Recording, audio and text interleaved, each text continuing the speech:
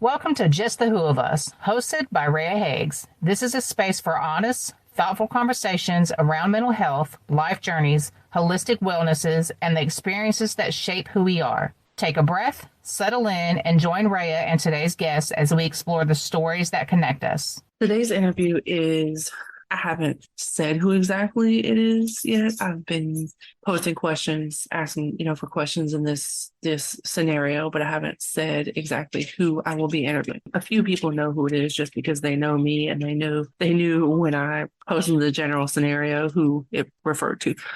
But not everybody does. So if you've been following us on Facebook and YouTube, you've seen portions of this interview in Reels, but you haven't seen the entire interview yet, and you will today. So I'm finally done stringing you along, keeping you in anticipation. Today is the day that you will get to hear and see it all. As someone pointed out while I was live on Facebook doing this interview, my face is the teller of tales. So you can see these facial cues that I have. I get this kind of like tick with my eye. My nose does a thing. So you can kind of see my emotions a little bit more. If you are just listening, you don't see those facial cues. So you should probably follow us on YouTube so that you get the full effect. I appreciate everybody who asked questions. Thank you for the questions. And thank you to the person that I'm interviewing for the opportunity to have this conversation and to give this interview. I feel like it's going to be a really big one. So without further ado, here we go. With us, we have my eldest son's father, Fred. Frederick, a lot of you probably know of Fred, unless you're his family or my family. Outside of that, you probably only know him from the negative things that I've said. If you don't know him personally, you know him through me. So Fred is here today to talk about the past 23, 24 years of being a parent, being a absent parent, being a present parent, going through these different motions. I'm just going to put it out there. Most of you know, if you know either one of us personally, you know, we haven't always had the best relationship. And it's going to be a little emotional. It's a little emotional for me. And I'm not even in the place that I used to be of this kind of angry state. We'll get to this kind of path in a little bit, but I think today was a good point to do this interview because had you come to me 5 years ago, a year ago, and said, hey, I want to talk about this, I probably would have been like, there's no way. But I'm glad you did. And here we are. My point here is to talk about things, work through things as much as we, can in one conversation. But put your story out there, put my story out there. People who know me, a lot of people who listen to this probably already know my side of the story. But as we know, there's two sides. That's kind of what we're here to do. If you know my story, you're here to hear his also, to hear us talk it out. We're not going to fight. We're past all that, but it'll be emotional. So thank you for watching or listening. If you're listening, let's go. So, Fred, welcome. Thank you for having me. You're welcome. Have you listened to the podcast? Tell me kind of what kind of brought you to here where you were like, hey, I want to talk about this on your podcast. Well, I haven't really heard the podcast. I've been still going through my grieving moment with my mom getting killed.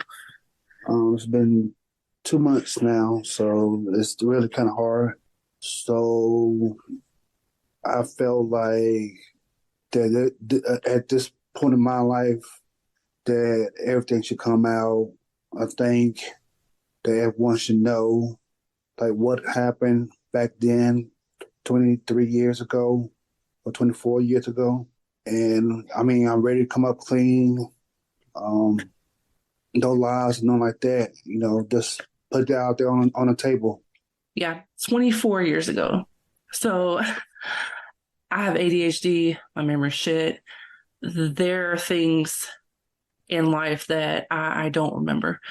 Sometimes my reference of time is off. So correct me if I'm wrong. if you have a better memory of certain things, correct me if I'm wrong. About 24 years ago, maybe a little bit before, we met on a chat line. Right. We meet on this chat line. I was 13 at the time, 14. Yeah, 13 going on 14, I believe. And you were how old? 20. 20. So we meet on this chat. I lied about my age to make myself older, obviously, because I was an idiot and, whatever the case may be. So that's one thing too, that people in my world defend me in that case. So I'm 13. We're on this chat. You're 20. I said I think I said I was like 18. How old Yeah. did you say that you were? I said my age at the time. I was about 20, 19, 20. So my time of reference. So I'm 13, 14 on this chat where I had no business being. We're chatting. We decide to meet at the movie theater, I think. Yeah, we met at AMC. So we meet at the movie theater, right? So this is my perspective, and I want to get your perspective too, because that's why we're here, to get both parties. So we meet at this movie theater.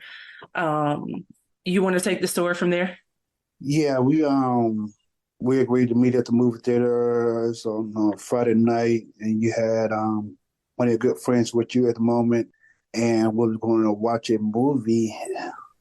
But I had funny thing was I had worked in after I got fired or whatever, so they said I could come in there and stuff. So I was like, what in the world? So we didn't really get to hang out at that time or whatever.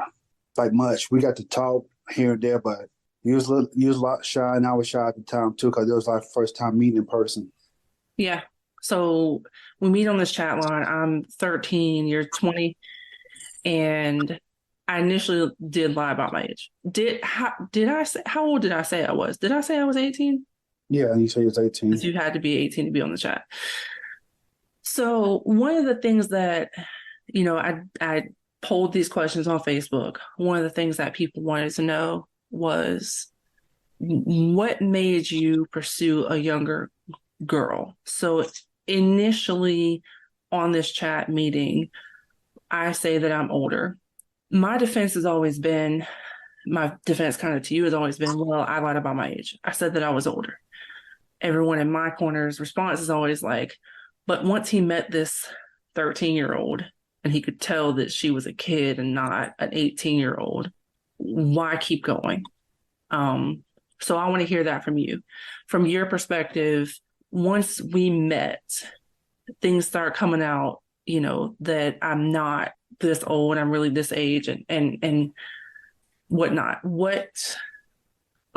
Like, why stay around? Why continue to pursue this person that's much younger? Well, it's not like how R. Kelly and Aaliyah, rest her soul, thing or whatever. Like we talk, and was this going on for months, and then I believe I don't know how, but your mom ended up telling me your real age. So, and that was over the phone, and it took me a while to process it, and I was like, well, when I saw you at the movie theater, I didn't. I mean, I kind of figured you was that age, whatever. I mean, you was same height as I was at the time, then, and I mean, we looked young back then. It was what 99, 98.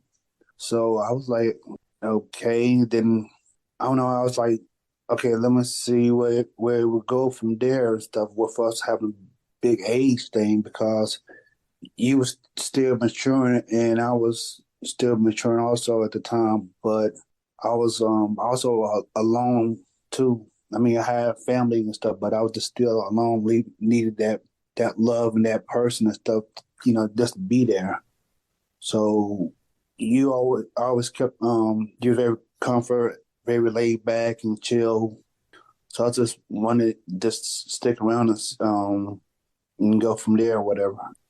So, excuse me. So finding out at the point that you found out about my real age, had we been physically intimate? I know I asked you, I think a couple of times, have you had intercourse, and I believe you said no at the time. I'm not quite sure about that.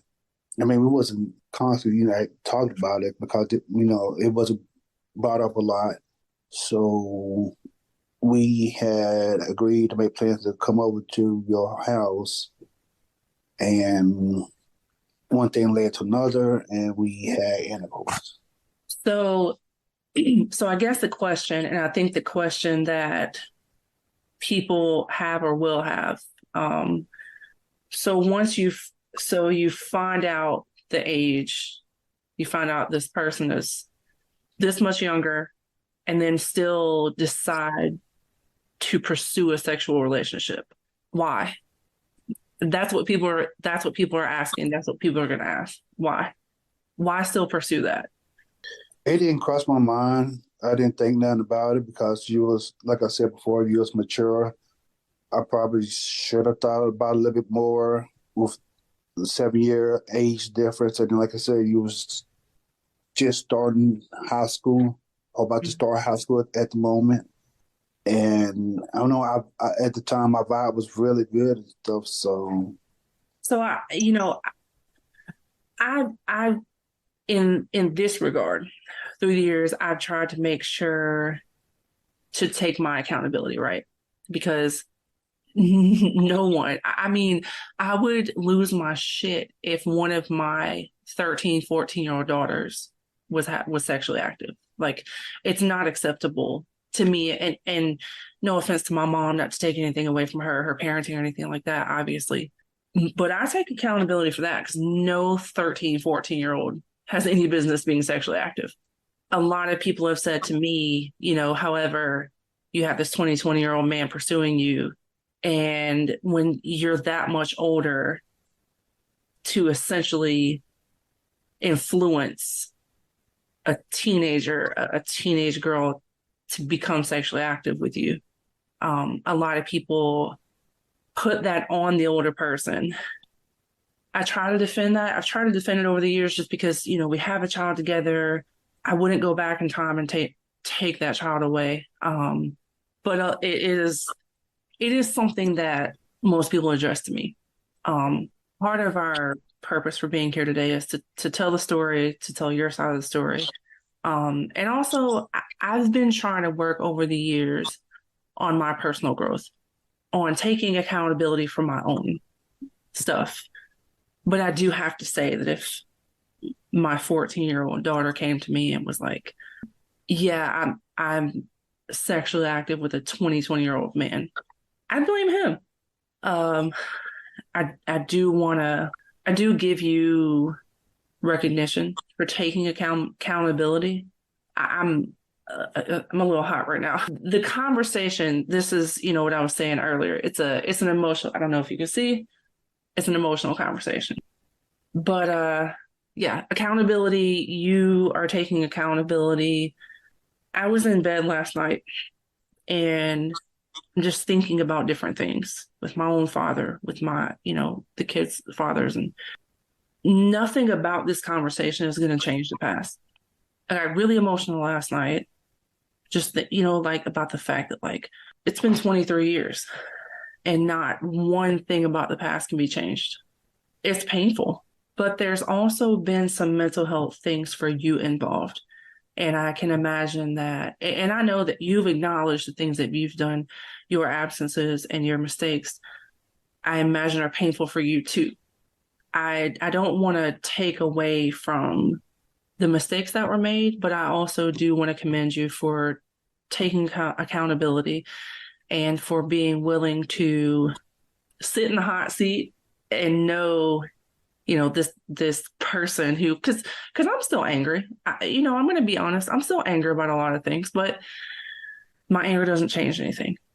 So I appreciate you being here to be in the hot seat and answer these tough questions. And we just got started. So I knew that I knew this conversation was going to be kind of emotional for me.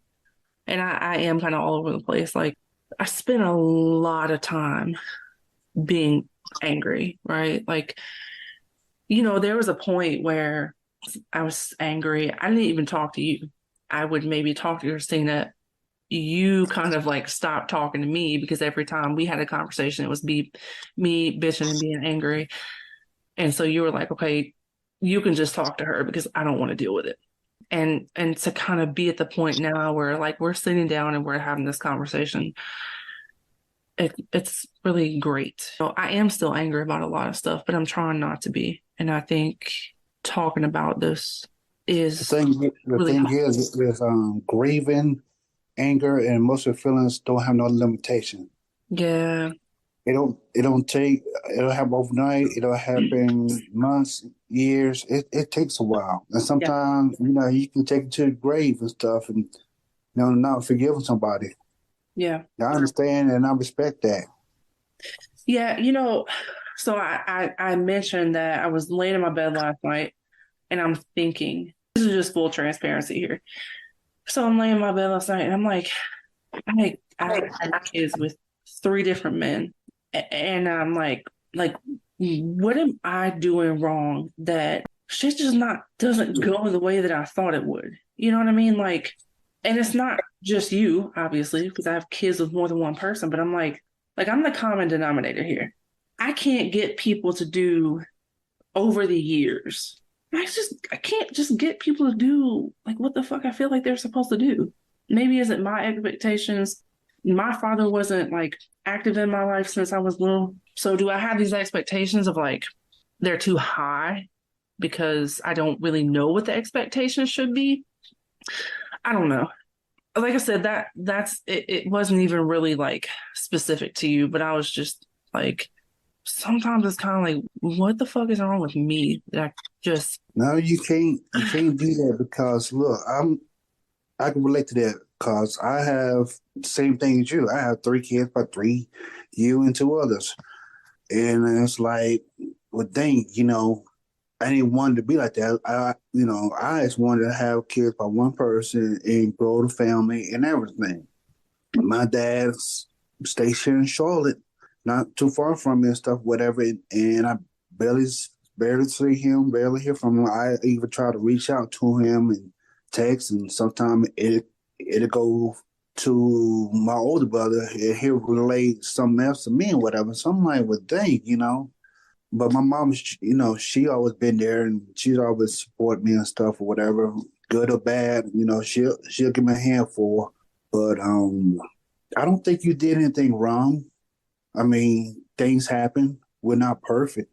We're not made to be perfect. I mean, we try our best every single day to be perfect, especially for our kids and stuff. We not gonna be perfect. And our kids, the ones that do love you and love us, they understand. They see things or whatever stuff, and hopefully they can relate with that and carry on with their life whenever you cross over. So yeah.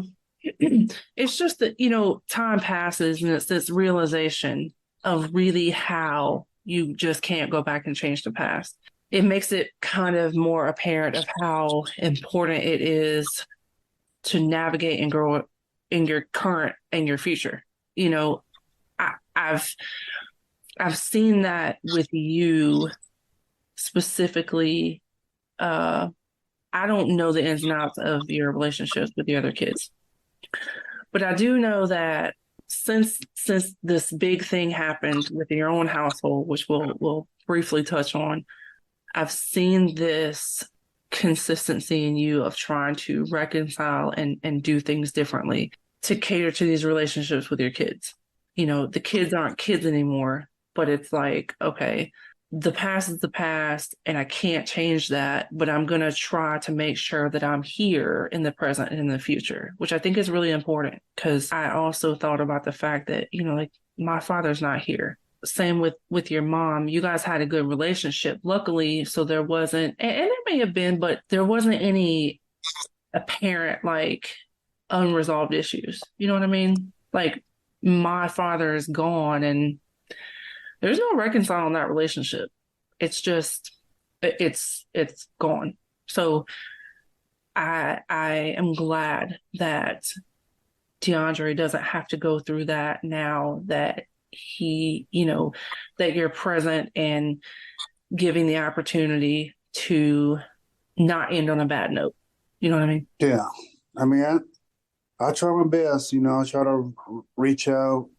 I got five, 3 stays here with me, and Dee's up there with you, and Gabby stays 3 hours away. So I'm constantly trying my best. I still have things I have to take care of, like especially with this going on, my grieving moment and stuff. So I make time for the teens and adults.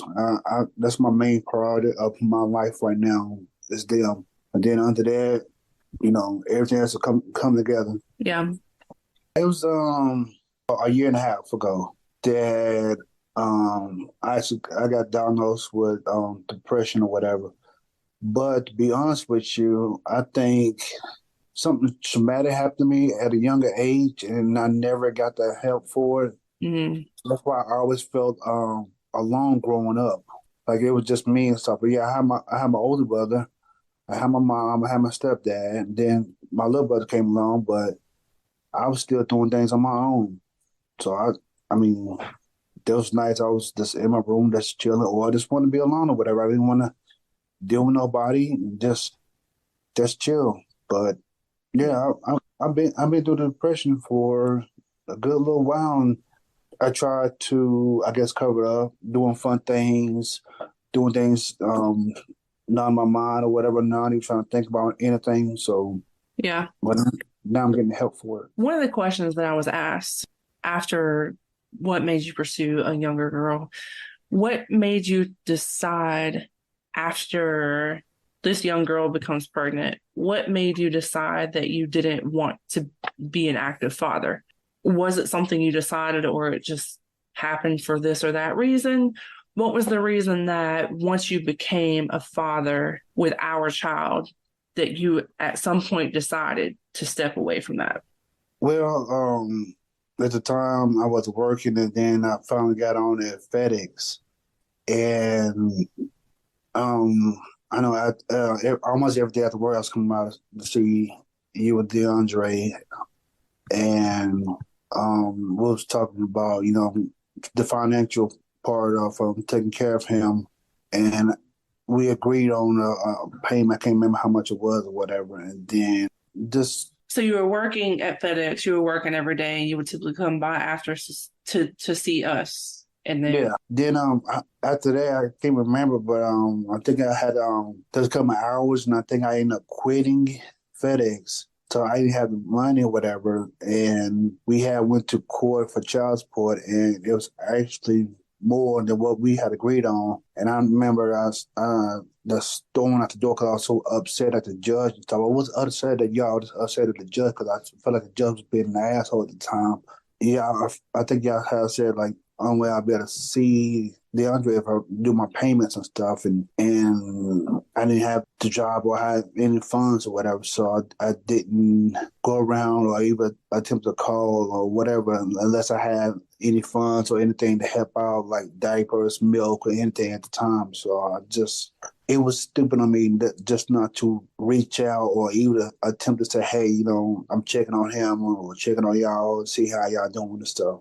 So it became this kind of like, I think that's what the frustration was for me. And it lasted over the years. Well, if I can't do this, then I'm just going to stay away, right? And in retrospect, there's certain things that I would have done differently. There's things that I did with my ex-husband financially that I think worked better and would have worked better. Child support's a whole nother conversation because whatever. But that was definitely a thing. Well, if I can't do this, I'm just going to stay away. And that was my frustration for a long time, was like, just be present. Like, yes, I expect you to get a job, to take care of the things that your child needs, because that's an equal responsibility. But being present is also a huge part of being a parent. And that that's something that frustrated me a lot for a long time. I spent a lot of time probably hindering that relationship because there was a period where I only really reached out to you to like bitch, you know. And I felt like I was in the right at the time because I was like, well, you're not here. So like, what are you doing? Like you need to know how I feel and I'm going to tell you. And then it just creates this cycle of, well, I don't want to come around if all you're going to do is be angry.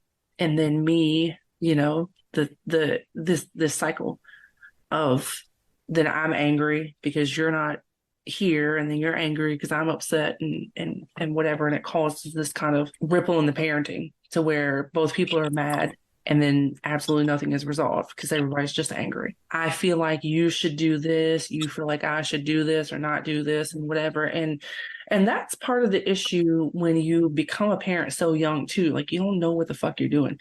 And I know, older people becoming parents, they don't know what they're doing a lot of times too. But having a kid when you're still a kid, or having a kid with someone who's still a kid, it's just not, it's kind of a setup for unsuccess. I don't recommend it. So if you're a kid thinking about having sex, I don't recommend it. I wouldn't take my son back, obviously, but anyway, it's just one of those things. There was this cycle. So the cycle, well, if I can't do this, so I'm going to stay away. Well, you should still be present. We go back and forth and back and forth. And then time passes to where nothing happens. And who gets hurt? The kid. Tell me a little bit about your relationship with him as a kid. He was probably about, 3 or 4 years old when we really stopped talking. There wasn't much communication. I didn't bring him over much anymore. I think it was about 3 to 4 years old. Yeah. I think I think I went into depression with this. It always crossed my mind. I mean, because I have like a picture and I just look and I just sometimes I bust out just crying and stuff. I have family like, don't you have a son? When you haven't seen him? And, well, court, it's like, no, I don't want to do all that. I just want to see my son or whatever. But it hurt. It still hurts to this day. I remember going over there picking him up a couple of years ago, and I seen, his baby pictures and pictures, but he was just, a couple of age here and there that I wasn't there. And I had my head down because I should have been there. I mean, my dad wasn't there, and I always say I want to do better than what my dad did. And I felt like I let D down, felt like I let you down. That's one of the most important things in my life. I wish I could have turned around, that being a full dad to D than just, pop up here and there, or years later here and there. And no, I should have been there. I mean, regardless of how we felt about each other, it was more about him. Our feelings should have been pushed aside, and then let's base everything on him and stuff, whatever. Yeah. But I didn't discuss it. And you're right. Like I didn't want to hear no fuss, no bitching, or nothing. I was just like, okay, I'm gonna stay away, even though it hurts me and stuff or whatever. But the time that I did have him was just like, I had him on the weekends sometime, and like my whole weekend was like, to the time I got up to the time we went to bed, just spending time with him, taking him around family and stuff, and showing everybody.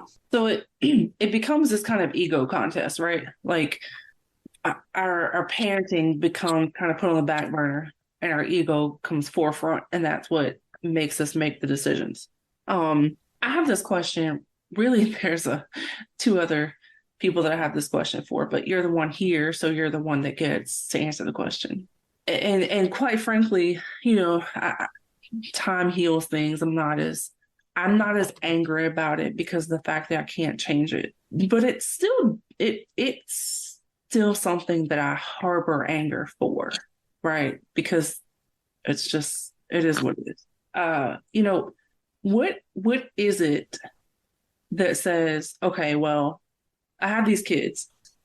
It's kind of okay to just put them on the back burner. I have these kids, but then I have this going on in my life. I'm this, whatever. Like moms, okay, not necessarily mom. Active parents don't get to do this. But we don't get to just, oh, you know what? I got stuff going on in life. I'm just gonna I'm gonna take a step back, and I don't feel like being here. I don't feel like doing this, whatever. Like why? What makes that a thing? To be just like, I have other things going on in life. It's okay to take time away to do this. Like the active parents, we don't get that. I have to be a parent every single day for the past 23 years, every single day, whether I'm depressed, whether I'm tired, whether I don't have a car. I mean, there was a point where I didn't have a car. Still had to get shit done every single day. What is that?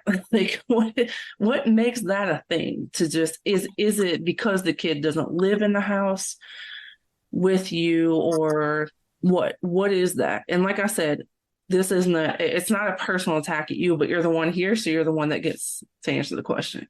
What is it that the inactive parent gets to say, okay, well, I've got this going on, it'll be fine, they'll be fine, or whatever the thought process is. Let me ask you this. I mean, so this is not a comment or whatever. And somebody commented on the line. I feel like since they think the active parent is doing what they see as a good job and just lose sight of what they should be doing. Yes, so sit at the house and is it that and thinking is that let it or all was suck up or whatever. Was or is that the case? And like I said, this is only your personal perspective. So this doesn't mean that this is the thought process someone of everyone. Else and then but is that dating was here that and there the case? Then because I understand where this person's coming from. I kind of feel like that's just the thing. And absent fathers, absent mothers. It was it's like I don't know. Okay, well, like I said, it's not parent, right. The person that the kid lives with. Yeah, I said like they're good. Before, I should have been there. So the kid will be okay. He's always number one. You know what I mean? He's still gonna be number one. Is that kind of like when you're in that? Is that the thought process? Being there, or is it just not? And it's just like I just don't want to do it. I wanted somebody because of this that I have going on in my personal life. He came around. But people say that though. I want to do it, but mentally I want to do it. This happened, and I wasn't there. But but this kid was still number one. But how is that the case? I signed up for it, isn't made a priority. How I should have been there. I mean, it's still number one if they huge regret that I'm never going to get over in your daily life.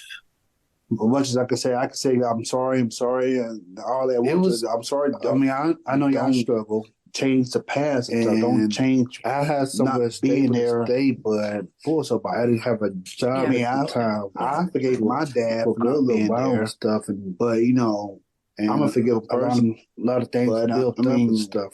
It still hurts me, but me being selfish, I want to live for anybody without regrets. But I'm lying to myself. I mean, I hate it. I hate not being there for DeAndre, not being there for you and stuff. I mean, the years, we could have Steve or Mike just come by, or I just go over their house. I swear, I would like just to get out. Back to the future, go back in time and change. I ain't really having a few friends. Just, hey, let's go now and stuff. I'm probably in a different boat now and stuff, whatever. Probably not, having kids by like three women and stuff. And I mean, it's life.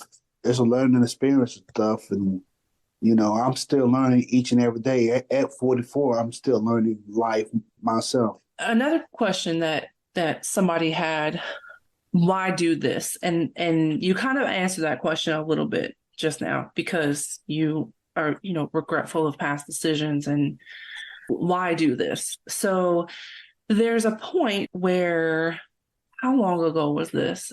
Was it last year? Maybe DeAndre wanted to meet up with you. We meet up at the farmer's market with you and Christina. Was that last year? I don't think so. I don't know. I don't remember. Oh, the flea market. Yeah, it was this year. It was this year? Like early this year? Yeah, it was in March. It was on his birthday. So DeAndre asked me, hey, can you take me up to the flea market to see my dad? And, at this point, I don't think we had any conversations. I mean, in years.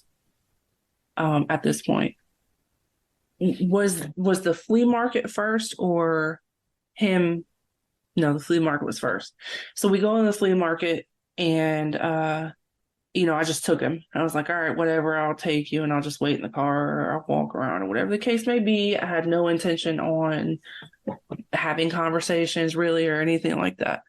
I also hadn't been talking to Christina in a long time either because I spent a lot of time angry at her for not making you do what you were supposed to. Which, in retrospect, I don't know how realistic that is because you can't make a person do, what they don't want to do. I was angry at her as the wife for not making you do what you were supposed to do and for staying with someone who wasn't doing what they were supposed to do as a parent. So it was almost to kind of like, well, I didn't talk to you and I didn't get along with you, so I couldn't like take that out on you. I feel like it may have been a little bit too of, well, she's here to listen, so I can't get it to you, so it's gonna go to her and maybe go to you and whatever. You and DeAndre didn't talk for a long time or see each other consistently for years either until he got old enough to where he could, kind of decide that he wanted to see you or talk to you or whatever. I don't 100% know. I mean, he talks to me about a lot of stuff, but I don't 100% know what the relationship was like between the two of you leading up to the flea market kind of reconciliation-ish point. Fill me in a little bit on that. How was because at one point I stepped back and I'm like, you know what? I don't want anything to do with this anymore. I don't want to, whatever. I'm angry. I don't want to talk about it.